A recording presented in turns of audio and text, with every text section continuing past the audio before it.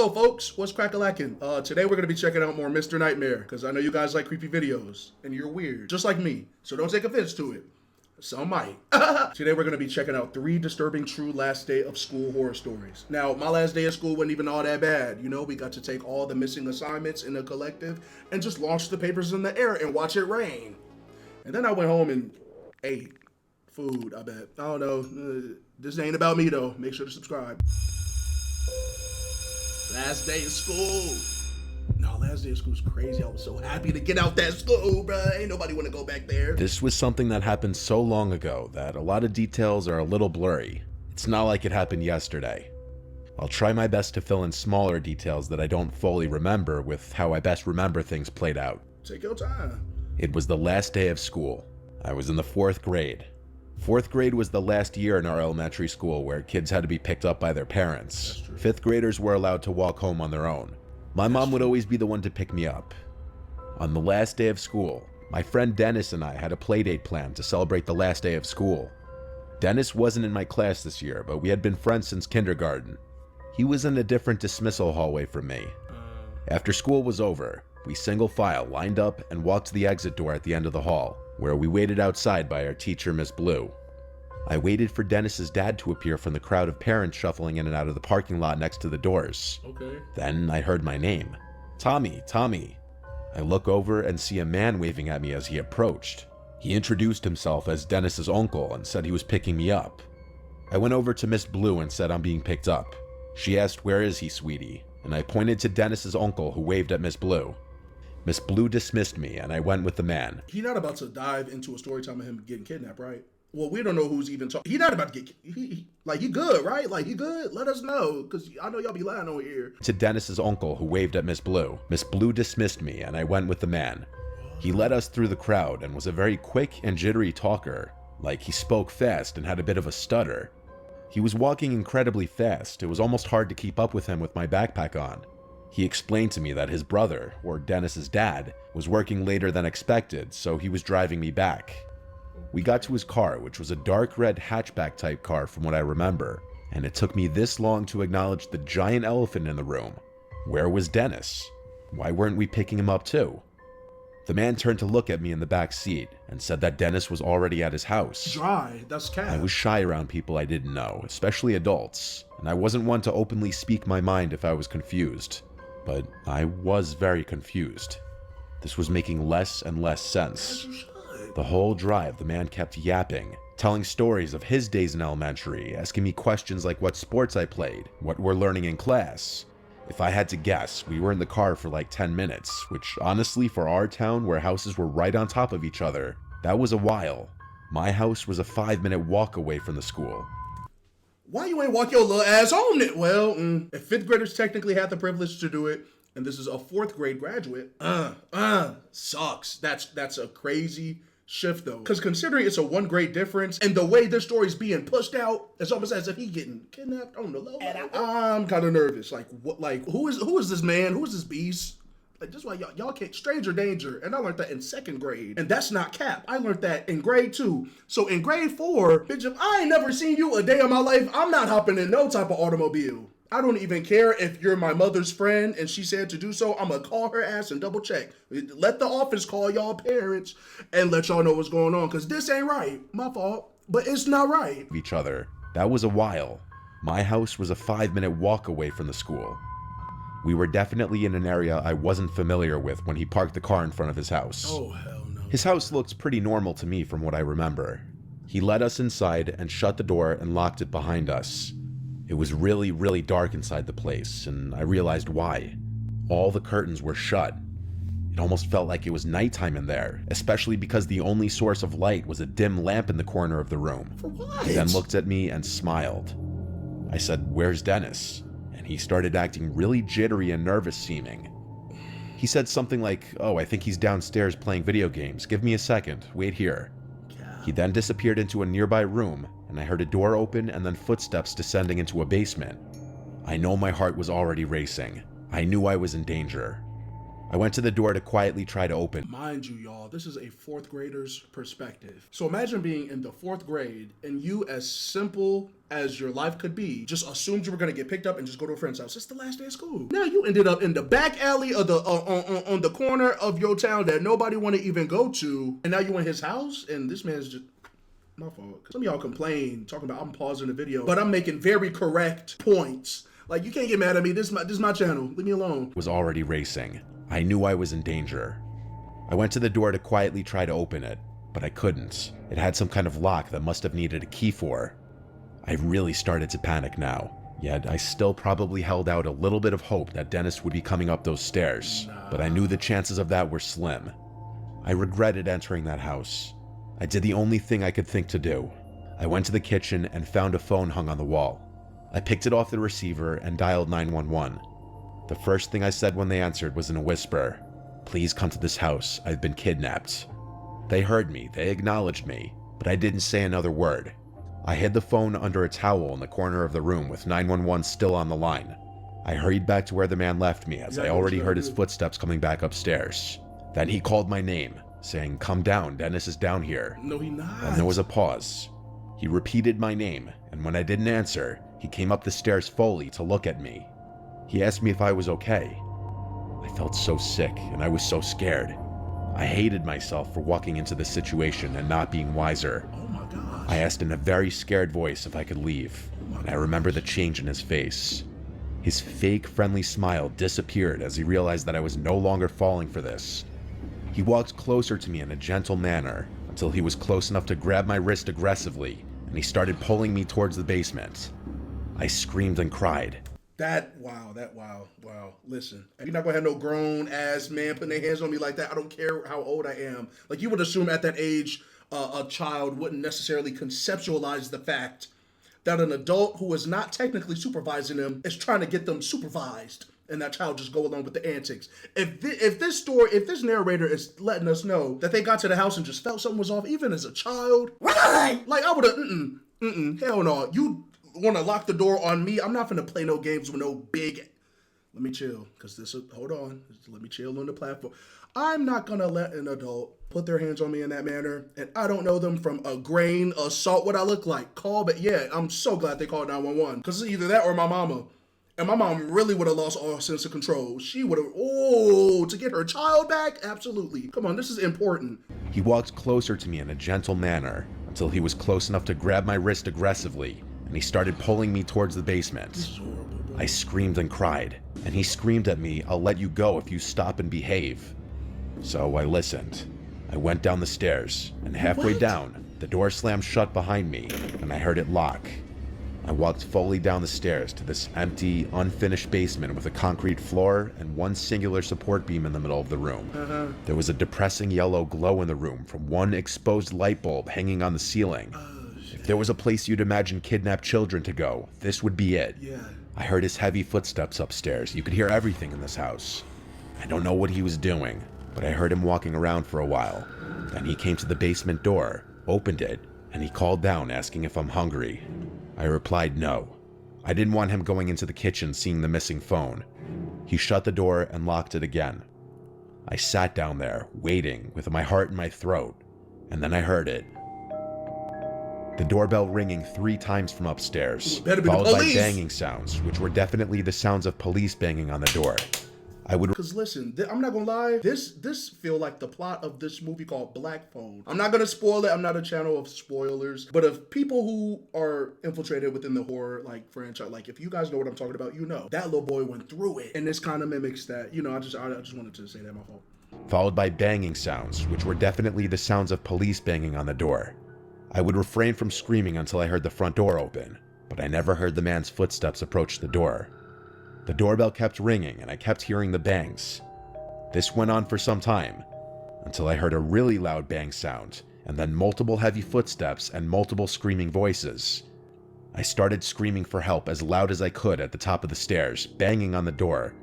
The door was unlocked, and a police officer on the other side grabbed hold of me and hurried me outside. Hey. There were at least 3 cop cars outside. Hey. I had to tell everything to 2 of the cops outside as we waited for my parents to show up. The man from inside was brought outside and into a cop car in handcuffs. Thank you. And that was the last time I ever saw him. Thank God. When my parents arrived on the scene, my mom was bawling her eyes out. There had already been a whole scene at the school as cops were called and Dennis's dad realized what happened. Wow. This man was a work associate of Dennis's father. When he somehow learned that Dennis's dad would be picking up Dennis and I from school on the last day, he seized the opportunity to do what he did. Ew. A complete sick fuck. Oh, absolutely. You ain't got to tell me twice, because, bitch, you was either going to say it or I was going to crash out on this bitch. The fact that an adult who, that's so scary. Because considering Dennis's dad was working and an associate of his was pretty much eavesdropping, that's what I took out of it. Because how are you knowing of a co-worker's plans towards their you know what I mean? Like, this is how sick people are. Because that had nothing to do with that man. And you learned his name, the school, went to the school, infiltrated the connection so that he couldn't get dropped off with his friend. Like, that is psychopathic behavior. And I hate psychos. Because I'm a psycho for psychos. I will beat your... Let me chill, because... Again, as a fourth grader, let me dumb it down. Let me water it down. If I was in the fourth grade, yes, this would technically have been an entirely different scenario. I can't necessarily defend myself at an age like that, considering this is a grown-ass... Like, you know what I mean? It's totally different. He wicked in the brain. Absolutely not. No, I'm so glad 12 pulled up, because that's dry, bro. No. When he somehow learned that Dennis's dad would be picking up Dennis and I from school on the last day, he seized the opportunity to do what he did. A complete sick fuck. I don't know how he found out what I looked like. As I got older, I never really asked for more details because I try not to think about it. It's traumatizing. My mom went to counseling with me for months after this incident. Let's just say my parents didn't have kind words for Miss Blue, not verifying if I actually knew the person picking me up. If I didn't think to call the police before he basically threw me in that basement, I know for a fact I'd be dead right now. Yeah. This was like 17 years ago. That man might be out of prison for all I know. Shoes. Story 2. Tommy gun. It was junior year of high school, and it was the last day of school. A lot of people cut school this day or left early after lunch period. My friends and I were some of the latter. It was a stormy, dark day. A bunch of people from our grade originally planned to hit the beach on the last day of school, but that was obviously canceled. So my smaller core group of friends decided to do something else. There used to be an abandoned elementary school in town that hadn't been used for like 10 years. There were plans to tear it down by the year's end. So, still wanting to do something fun on the last day of school, we all agreed to break into the building and just fuck around exploring. Of course. There were no cameras in that old building, and on a stormy day, no one would be outside monitoring the place or anything. So we all left after lunch period. Our friend Eddie already had a car and his license, so he drove us all to the abandoned school. The school was in the middle of a neighborhood, not on any main roads or anything. There was a back parking lot covered by overgrown bushes and trees on one side, and the walls of the school on two other sides. It was a perfect spot to park and go unnoticed. The place wasn't boarded up or anything, it was just locked up. Eddie had a baseball bat in his trunk that he took out to smash one of the windows of the school. I was honestly so nervous that Bro, y'all destructive as I don't know what. I understand being like weird and, doing just non-atypical activities like going to an abandoned, like I've done that before. I've gone to an abandoned building with friends, but I'm not vandalizing shit. Like, I don't want to get caught up when it has nothing to do with me. If I decided to go there, let's just do that and then we can leave. I was never the type to be reckless. I don't know. Hopefully there's no like homeless man or somebody with needles in there and they running around. Like, I don't want it to be weird. I hope it's not overly weird, bro. The place wasn't boarded up or anything. It was just locked up. Eddie had a baseball bat in his trunk that he took out to smash one of the windows of the school. I was honestly so nervous that even through the pouring rain, one of the houses over the fence would hear the smashing sound. We all watched and nervously laughed as Eddie swung the bat into the window in front of the car, and after a few good swings, smashing it. He pushed away the stray pieces of glass stuck to the frame with the bat, and then he waved us over. We one by one climbed through the window into the school. My logic was that the school was being torn down anyway. What does a broken window matter? We all were inside the building now. The window we climbed through was actually one of the windows for a classroom. A lot of stuff was still left in the room, including the desks and some decorations on the walls. Based on the decorations, it looked like we were in a 4th or 5th grade classroom. It was very surreal to be inside of what was once an active classroom where little kids would come to learn. Now nothing but a cold, dark, and abandoned room collecting dust waiting to be destroyed. The sounds of thunder and lightning outside also added to the surreal feeling of it all. There were no lights on in the building. Power to the place was likely cut completely. It looked like a bunch of ghosts sitting around sharing crayons. What's all these Crayolas on the desk for? Y'all not coloring shit. Y'all dead. Like, you know what I mean? The sounds of thunder and lightning outside also added to the surreal feeling of it all. There were no lights on in the building. Power to the place was likely cut completely. We anticipated this though. The flashlights on our phones were plenty to get around and see. Even without them, it wasn't completely pitch black in there, as even though it was a dark day, some light was still creeping in through the windows and doors. We started traversing the hallways, going from room to room. Each classroom was still full of desks and chairs that hadn't been sat in probably a decade. We all four were in the same classroom when there was a sound that echoed down the hallway and into the classroom. We all went silent and turned off our lights for a moment. After a flash of lightning, we slowly accepted that it was probably nothing, so we continued on. We just went from room to room as our Bitch, is that a person? Do y'all, hold on, where my cursor? What is this? What's this shit right here? What is that? What is that figure? I know I'm not, because I'm not stupid. If I see something off, I'm gonna pause on my channel and say, like, you know what I mean? I know y'all, like, I know y'all see that. Lights for a moment. After a flash of lightning, we slowly accepted that it was probably nothing, so we continued on. We just went from room to room as our wet shoes all squeaked on the floors. Sneaking around wasn't possible, really. A lot of things in the school were visibly decaying. You could really tell no one had stepped foot in there in ages. As we neared the corner of the hall, I turned around just to look back down the other way, and at the doorway of one of the classrooms, it looked like there was something sticking out from the classroom. I asked my friends to also look. Their lights would maybe help see what it was. When all four of us were pointing our phone flashlights toward the door, whatever that thing we were seeing was retracted into the classroom. Dry. All four of us quietly went, "Oh shit," amongst ourselves, and we started running down the intersecting hallway. We stopped when we were far enough away. It seemed we were in the kindergarten wing now. Then we heard another sound echo from down the hallway. It seemed we weren't alone. But who could be in here was the question. The place was locked up and every light in the building was off. The sound scared us into going into the first classroom we could find and shutting the door. Y'all too adventurous. It was indeed a kindergarten classroom. We were now concerned we'd get in trouble, so we waited in silence with our flashlights off. The rain was still coming down hard, and there was still thunder and lightning crashing every 20 seconds or so. Suddenly, the door to the classroom clicked open, and someone pushed it as it eerily creaked to a fully open position.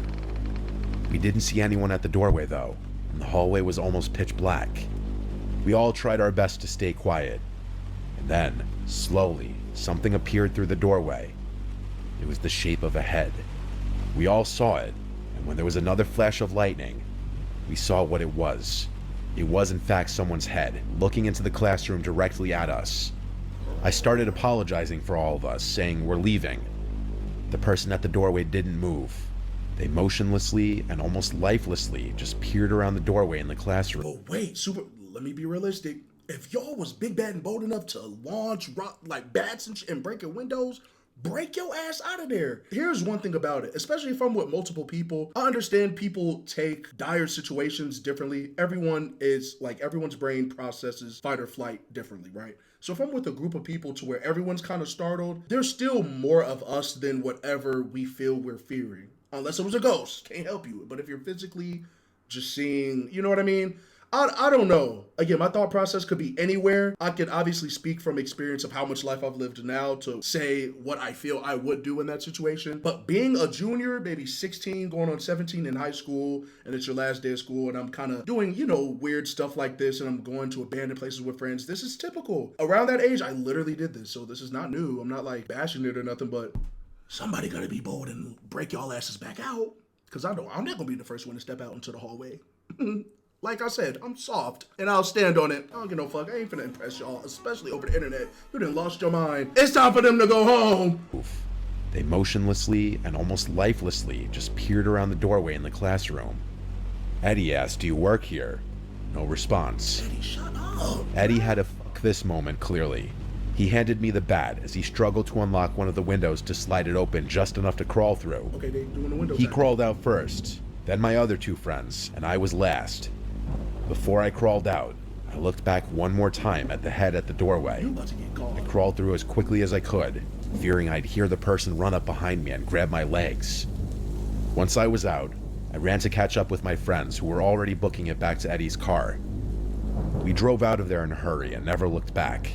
The building was torn down later that year and has since been turned into a park. We never got in trouble for breaking in. To this day, we have no idea if that was some kind of worker or just some random person. Either way, it was extremely creepy behavior on their part.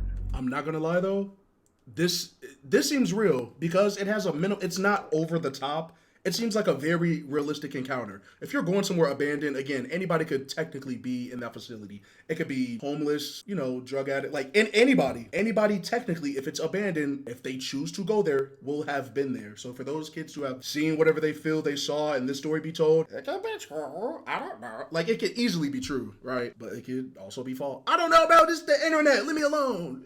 Like, Some random person. Either way, it was extremely creepy behavior on their part. that is creepy though, I'm not gonna lie. That's so odd, bro. Story 3. When I was a freshman in college, I took a chemistry class. It was really difficult for me.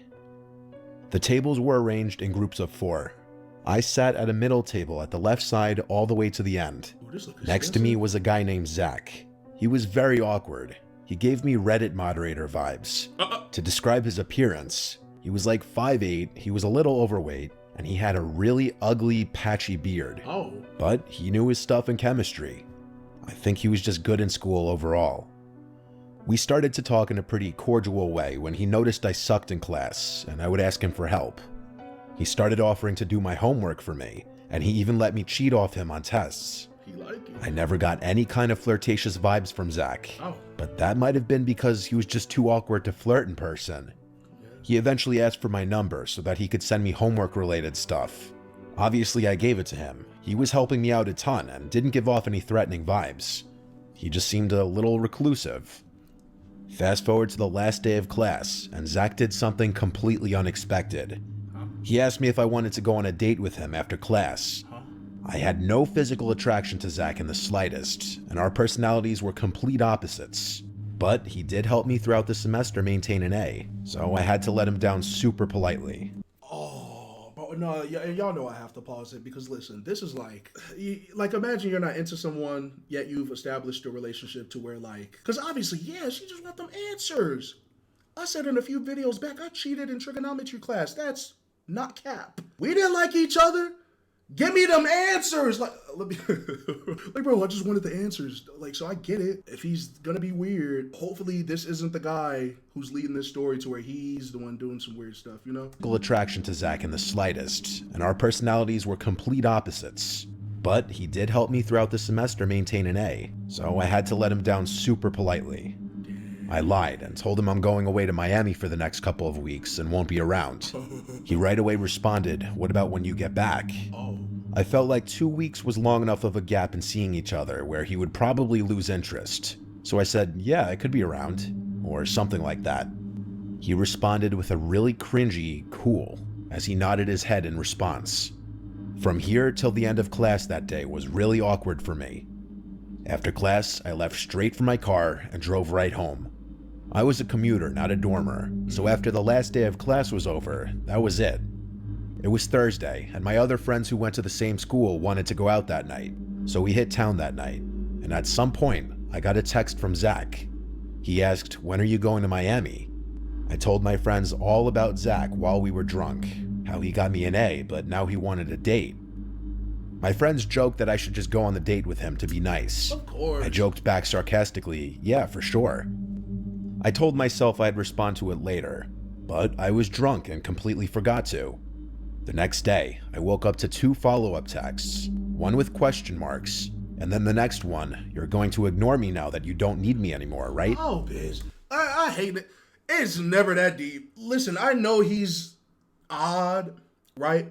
the social awareness isn't quite there, but he's intelligent. Clearly, if he can hold an A and also hold her an A, he's a smart dude, right? But he could be weird. Again, she claims she's not attracted to him. She don't even live on campus. It's the last day of school. Ain't nobody got time for that. So for the next day, for you to double, triple, quadruple text me, this is when I block you. And let it go a step further. I'm a freshman nigga. Oh yeah, I would have called 12. I'm not, no, bro. And then the next one, you're going to ignore me now that you don't need me anymore, right? So I replied, hey, I'm sorry, I was packing. I'm going to Miami today. He replied almost instantly saying, okay. Obviously there was no Miami trip, but he should have never found that out. Later that night, my girls and I went out again, and while out, I got a scary text from Zach saying, I thought you said you were going to Miami tonight. I almost dropped my drink when I saw this. I showed it to my girls, and they were all freaked out just like I was. I replied to Zach, what do you mean? And he replied, nothing, forget it. I just don't like liars. I genuinely was scared that I was being stalked. I looked around the whole bar, but he wasn't there. At least as far as I knew. So what the hell? I just didn't answer. At that point, I never planned on answering him again. It wasn't until late that night, shortly after I got home, like literally taking my shoes off inside, that there were knocks at the door. It had to be like 1 a.m. I said, who is it? And it was Zach on the other side. Real quick, because I know how y'all get. A lot of y'all TikTok got y'all brains messed up. You have no patience, but let me spit some real. Ladies, I do understand, like, considering the dynamic and the relationship they had in class, I obviously understand why if she doesn't like him, she's not obligated to date him, go out with him, do none of it, right? He's still a smart guy. He literally passed her whole course for her, right? In his mind, again, the social awareness isn't there. I'm sure he was probably like, well, I did all this for you. The least you could do is go on a date with me. But considering she kind of technically lied to his ass, he kind of has a reason to also be upset. You know, he weird a little bit. Like literally taking my shoes off inside, that there were knocks at the door. It had to be like 1 a.m. I said, who is it? And it was Zach on the other side. He said, it's me. I wanted to scream. I was home alone. I yelled through the door to leave, or my dad will come out and kick your ass. That seemed to work, as he didn't knock again. I texted everyone I knew about the situation, my family, all my friends. I was horrified. Some suggested calling the police. I said I would go to the nearest station tomorrow, but tomorrow didn't even come yet, when I received a super long, disgustingly weird and creepy text from guess who? I was appalled when I picked up my phone and read it.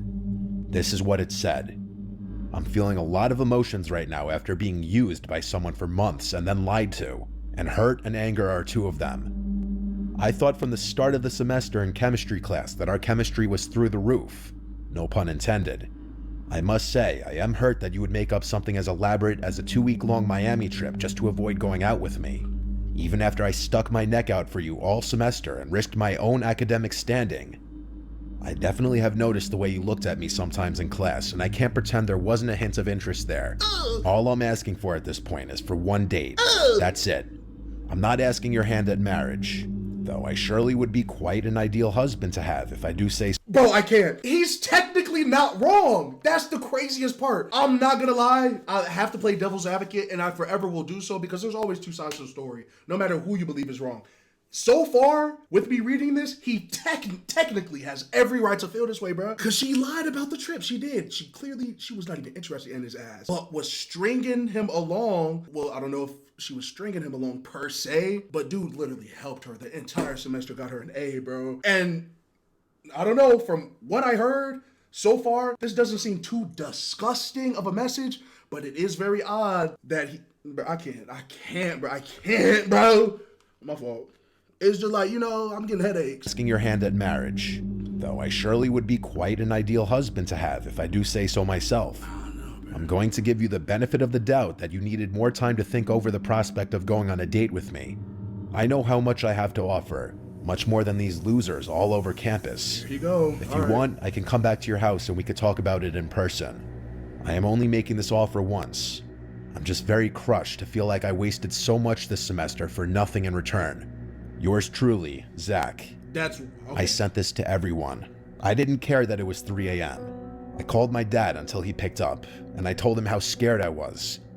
After he read the text, he took it upon himself to send Zach a lengthy text of his own, and he attempted to call him like 10 times, but Zach is clearly too much of a coward to pick up that phone call.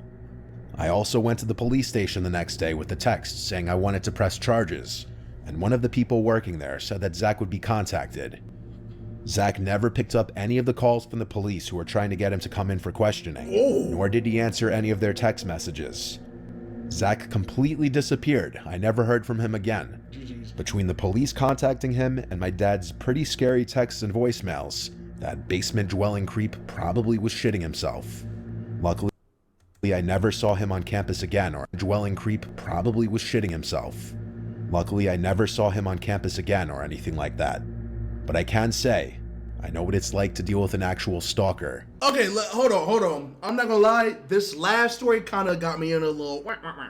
This is a weird one. This last one is kind of weird, bro. Because I feel like both of them are somewhat in the wrong. She didn't have to lie to his ass. It was not that deep. But at the same time, you literally had him help you and got a whole... Like, oh my goodness, that was crazy. The last one was kind of crazy. But that's gonna be it for today's video. Again, hopefully you guys enjoyed. I appreciate all the recent love.